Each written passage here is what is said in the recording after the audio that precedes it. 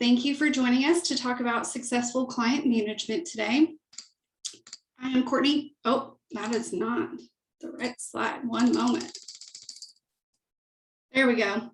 Challenge of having two opening slides, I guess. I'm Courtney Kearney, founder and owner of C. Kearney Consulting. I'll be your instructor today. Thank you for joining us. I wanted to let you know that we have a ton of free resources out on our website. On the events page, I'm going to drop that link into the chat window. So I know that that's how you've probably registered for this event, but you could have found it through our social media platforms, things like that. I also wanted to let you know, if you click the resources tab in the header, you can also see articles from us, articles from other guest posts, and just all the recaps, things like that. So definitely check out the resources tab on our website. Upcoming webinars, we have one more slated for September, and then we're going to revamp our content and take a look at the, when you go to register, you give us future topic suggestions, things like that. In the survey, you also get, there's a place to put topics. So we're going to look through all of those, see what the trends are, so that we can put our next 6 months together of content.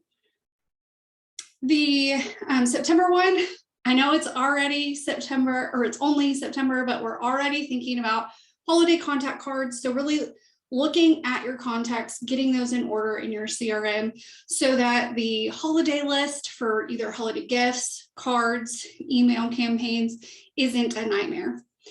And then looking at the contact cleanup specifically for Uninet CRM by CoCentral. We're going to kick it off today with a poll. What does CRM mean to you? So I'm going to go ahead and launch that poll. I've narrowed it down, since this could be many different explanations, some lengthy, some not. I've narrowed it down to, is CRM a process and about process and people for you, or is it about a technology tool? Which of those two camps or answers do you tend to fall in? For those that have attended my webinars before, it should be a pretty easy, obvious answer. We've got 100% participation. Thank you so much. I'm gonna go ahead and end the poll, and you guys are spot on for sure. It is about process and people. Because this is a smaller group today, I'm gonna let a little secret out of the bag and let you know that I am co-authoring a book about client relationship management specifically for professional services. So this is the theme of our book, is that CRM is about process and people. It is not about a technology tool. One of the things that we hit right off the bat in the intro to the book is a lot of people contact us because they want an easy answer. What is the best CRM? Well, the best CRM is your internal process and your internal people. It's not about the technology tool. Now, do we recommend integrated CRM solutions? Absolutely, but they're only as good as the process that you surround it by. So that technology tool should support your client relationship management, not be the focus. So really flipping it on its head, instead of saying CRM, because I think that that has been overused and has lost its meaning, really talking about managing client relationships. Yes, that's the exact same 3 words, but for whatever reason, when we flip it like this, it clicks for people. So I don't know if that will help you internally if you do kind of shy away from using that CRM term and more about, hey, we need to really think about the process behind how we are managing our client relationships.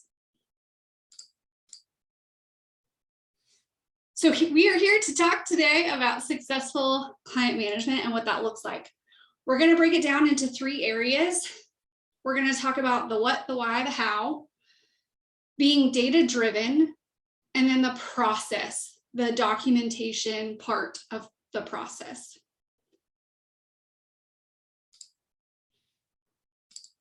I'm going to share the link to this TED Talk in the chat window.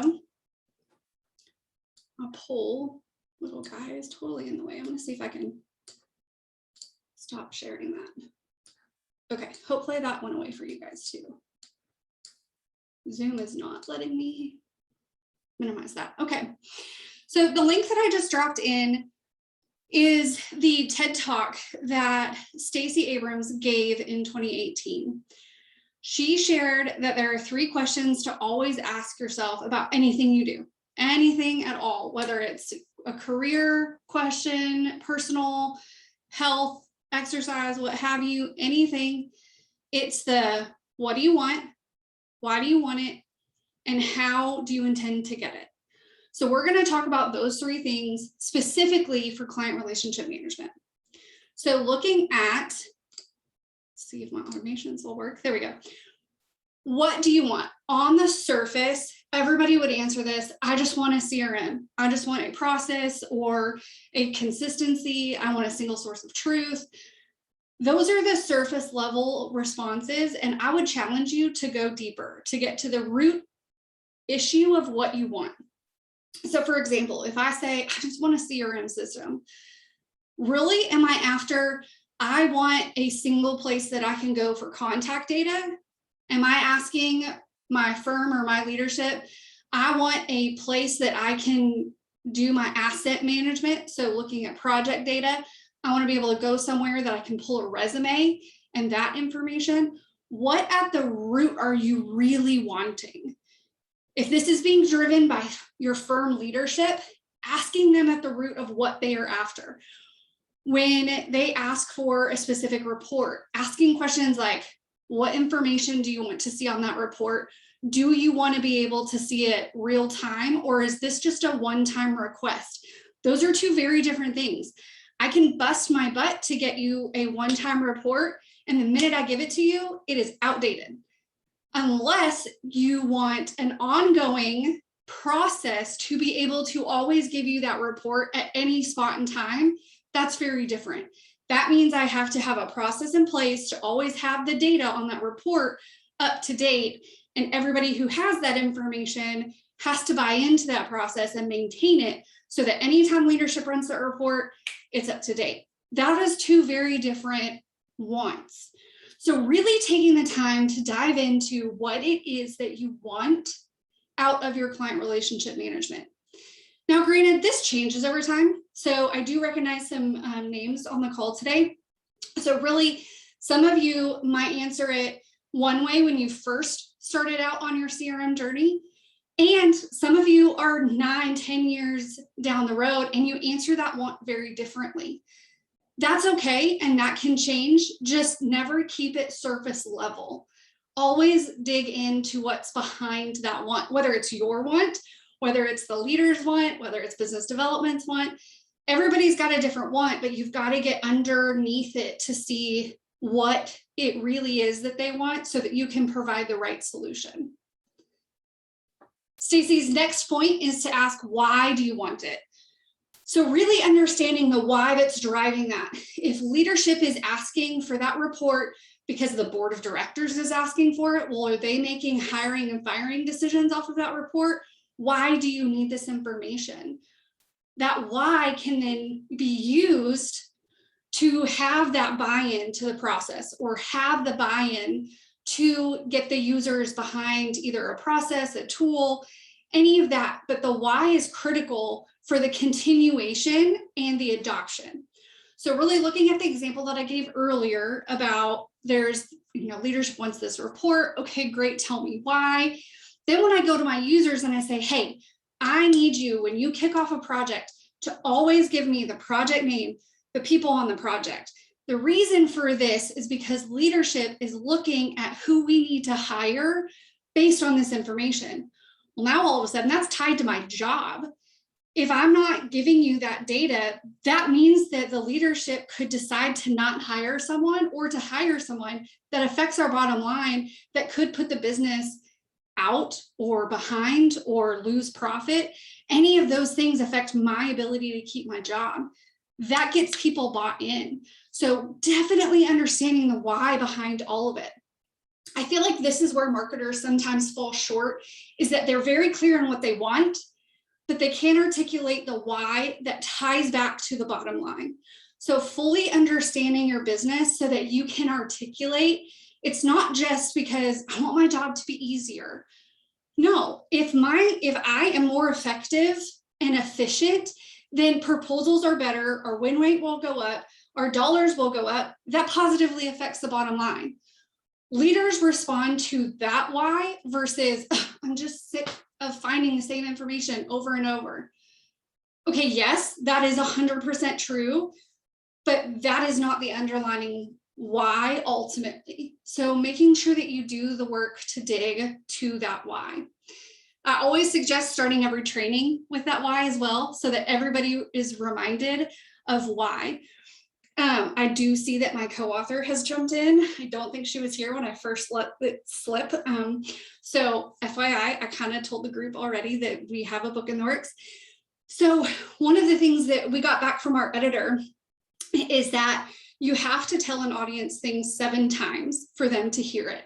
So this editor that we were working with does governmental briefs. And she said, you have to tell them what you're going to tell them what you're going to tell them, and then tell them what you told them. So looking at that is the same way with your users. When you open up your training with why they need this, then they're bought in. And then while you're training them, you say, now remember, the reason why we're doing this is we need you to input this information because blah, blah, blah, insert your why here. Then you're telling them. And then at the very end, you conclude with your why and you're telling them what you already told them. So I think that that applies here to continue your client relationship management, that adoption and that continued success. The third question that she says that we should ask is, how do you intend to get it? So this one can be a little tricky if you are not in the seat of power or feel very tricky, but really it's about figuring out the process. We have found that once you document that, the how becomes a lot clearer. So we're going to look at the process behind process documentation and getting that down to a 4-step process. But really the how is about laying it out and then getting all the right players in place to say, this is how I see it being accomplished. This is how I see our client relationship management. How do you play into this? What is your role? And then once we are all on the same page, this is how we're going to be successful. This is what process needs to be followed. This leads me to, I'm going to try something new with this webinar. I know we're in webinar format, so it's a little difficult to have the interaction, but using the chat or the Q&A, or I think there might be a way for you to raise your hand, or if you want to drop a private chat to me, I might be able to unmute you. But I want to hear from you. Having Stacey Abrams, what do you want? Why do you want it? How are you going to get it? What comes to your mind for those things for your firm specifically? So what does your firm want in a CRM or out of a CRM? Why do you want it, and how do you intend to get it? So feel free to use the chat, the Q&A. I definitely want to see if I can get some interaction out of this. Again, I know we're in webinar mode, so it might not completely work, but feel free to use Q&A, chat, or raise your hand and I can unmute you or allow you to talk if you want to just interact through chat.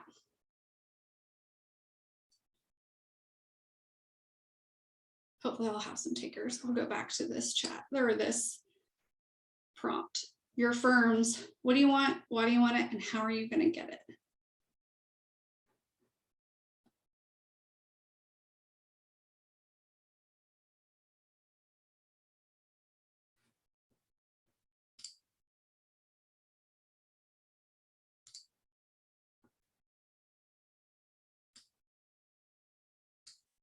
All right, I've got my first one in here, so I'll go ahead and voice it. It's challenging within many firms to get that kind of clarity.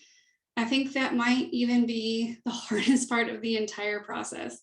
Very true, Chaz, very true. Even though it's the hardest part, I definitely challenge us to say that it's one of the most important parts. And even if you as a marketing department or leadership has their what, why, and how. This process can be applied to things outside of client relationship management, of course, but I think it is definitely critical to identify that. So it looks like I might not have any other takers for the interaction portion. So good to know that I might not try this again in the future. But if you don't have anything, I would definitely say take this opportunity to challenge yourself to write down those 3 questions so that you as a team can answer them, you as a department, you individually could answer them, maybe approaching that with some of your middle management, upper management to really get to the bottom of those questions. All right, so this brings us to our next poll question. Go ahead and launch that. Is your firm data-driven? Yes, kind of, not at all.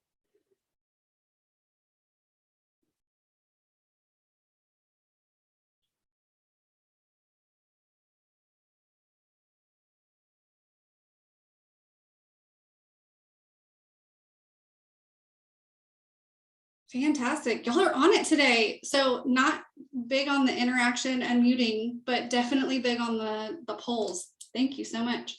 All right, so we've got 67% at yes, 33% at kind of. I am so tempted to ask this poll question again at the end, because one of the things that we heard when we did the very specific webinar on being data-driven is that at the beginning, they answered yes, they thought their firm was data-driven. And by the end of the webinar, they were like, can I change my answer? We are not as data-driven as I thought we were. So for those of you that said yes, I'm curious, but at the end, if you're like, oh, maybe we're in that kind of category. But that's very exciting that thankfully no one was in the not at all category. I love the quote by Mark Twain. He says, data is like garbage. You better know what you're going to do with it before you collect it. Amen. And so true. Because really, when garbage stacks up and not dealt with, we all know that it begins to stink and then also bring on many other problems like rodents and insects and things like that. Our data is the same way. If left unattended, it's worthless, it reeks, and it leads to many, many problems, like not trusting a system. For being 2 decades into the 21st century, it's shocking how little our industry uses data and capitalizes on that resource. ENR did a survey, and 74% of people that responded think that their AEC firm does not harness data well. In fact, they said that 90% of the data in our industry is going unused. That's insane. 90% of the data is going unused, untapped, a resource that's just being left on the floor. Hopefully your firm falls more into that progressive 26%, since so many of you said, yes, you're data-driven. However, the majority of the firms have not fully taken advantage of this.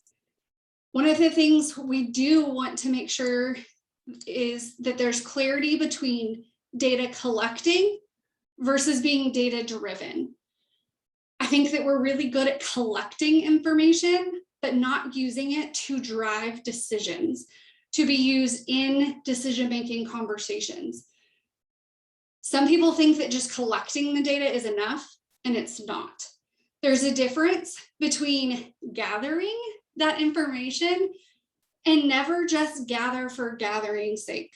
That's worthless. Sometimes when we go to configure accounts, we'll hear people say, oh my gosh, I didn't know that you could collect the ticker symbol for the stock exchange. Yeah, leave that field on. When asked, what are you going to do with that?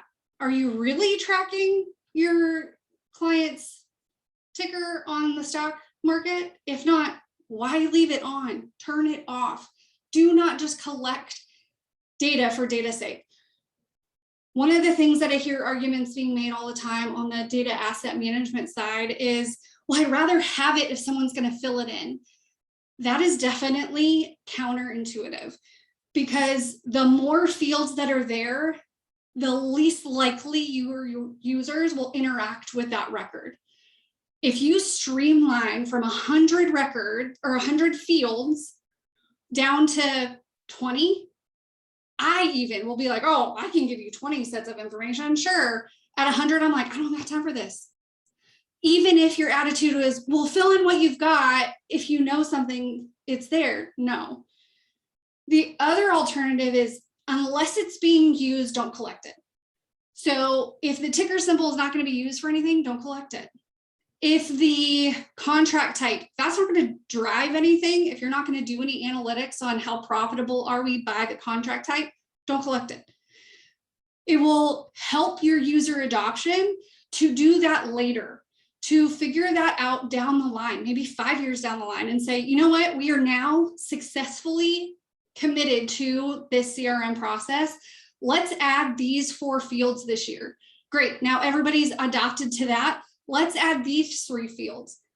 Doing it all at once is the recipe for failure. So you definitely want to hone in on, what are you gathering? Okay, if we're gathering this, how are we using it?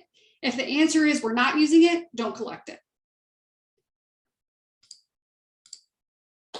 Ultimately, the drive behind being data-driven is to turn data into information, information into knowledge, and knowledge into insight. And that insight is what gives us that competitive advantage. The insight to be more efficient, to be the better builder, to be the most effective architect or engineer. That comes from the insight that we get from data, but we have to have a process to get all of that information. I'm going to share a link to an article that I wrote for the SMPS marketer into the chat.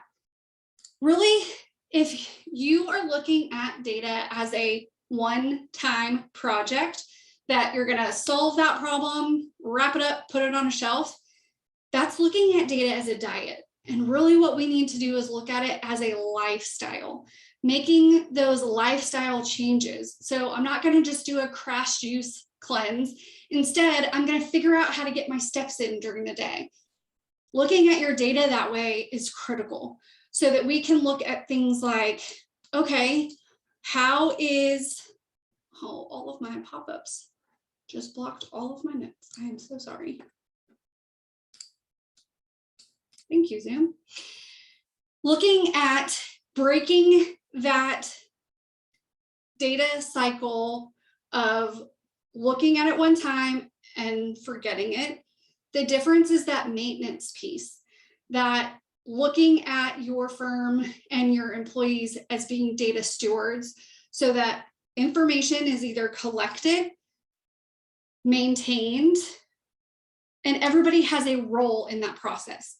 So whether it's the receptionist, the CEO, the accountant, the technical person, you're either entering data, so you're a data editor, or you are a data auditor and you're watching the data, maintaining it, or you're the data leader that's driving it, that is keeping that process moving forward. All of that goes into breaking that, looking at data as a one-time, this is a one-time project, we're going to get all this information in, and then we're done. There is no done.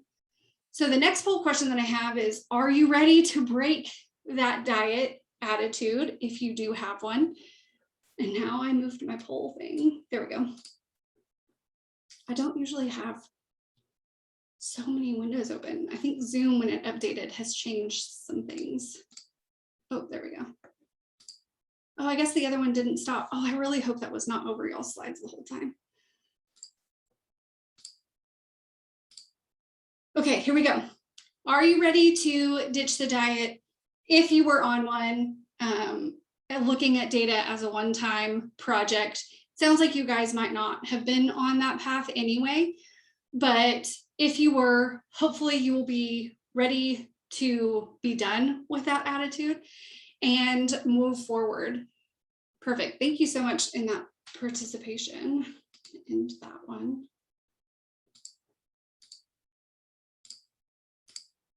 And Zoom is really doing something different. Let's see if it'll let me go back to my slides. Hopefully that transitioned for you guys. All right, so looking at the process, we're going to run through quickly in our last 3 minutes of the process behind the process. So it breaks down into 4 steps. 1, you're going to map the process. 2, identify gaps. 3, review and improve, and then monitor. This 4-step process can be applied to anything. Your marketing content. What is the process behind, if you get a piece of content, how do we effectively utilize it across everything? Blogs, articles, email campaigns, social media. The process behind how you capture your client information, or the CX, your client experience mapping. This process can be applied to anything. So process 1, we're gonna just do it quickly here together. Mapping the process. My staff member learns of a lead. The pursuit is entered into our CRM system. BD keeps the opportunity up to date until we win it. Accounting creates the project once it's won. Marketing tracks the project information for the asset management. That's our process from learning about a project to completing a project. Now, breaking that down into step 2, identifying the gaps. When a pursuit is entered into the CRM, do we have a clear definition of what should be entered? Is it only things that are qualified? Is it every single rumor? Are we filling the CRM with things that shouldn't be there and we're hurting our hit rate? Looking at BD, keeping it up to date. Are we using any reports or workflows to help that data not stay stagnant, but to keep it real time and keep it up to date? When accounting creates a project, that trigger is a gold mine for marketing. Either having a startup form, having a process in place that says you can't get a project number until we get this information. Is that integrated? Is there a process that's clear between capturing the client relationship management information and accounting? Or is double entry happening? Is marketing not getting some of that information? Working with accounting to collect it, to get it integrated somehow, all of that information can lead to gaps in your data collection. Once you've got it documented and on paper, don't just do this exercise out loud, but really getting it on paper or a whiteboard so that everybody can visualize the process.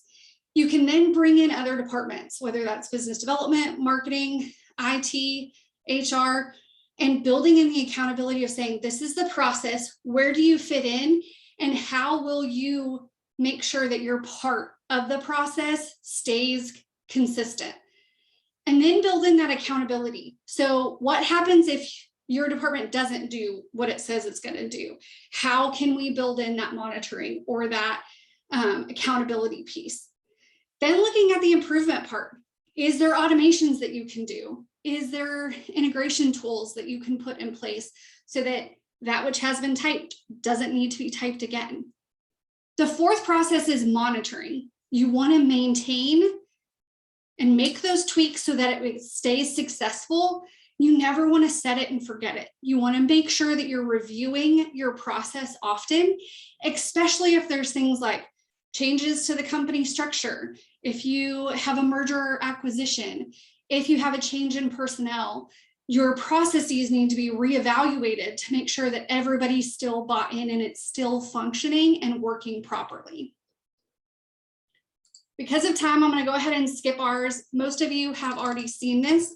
If you haven't, I'm going to drop the link into the blog article that goes through our process step by step. I'm also going to skip the last poll question. I think most of you are successfully documenting your process. In case you're not, just start.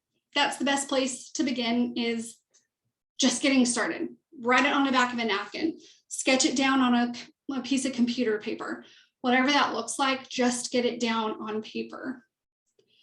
Sorry that I went through that last piece so fast. Didn't watch my time as well as I thought.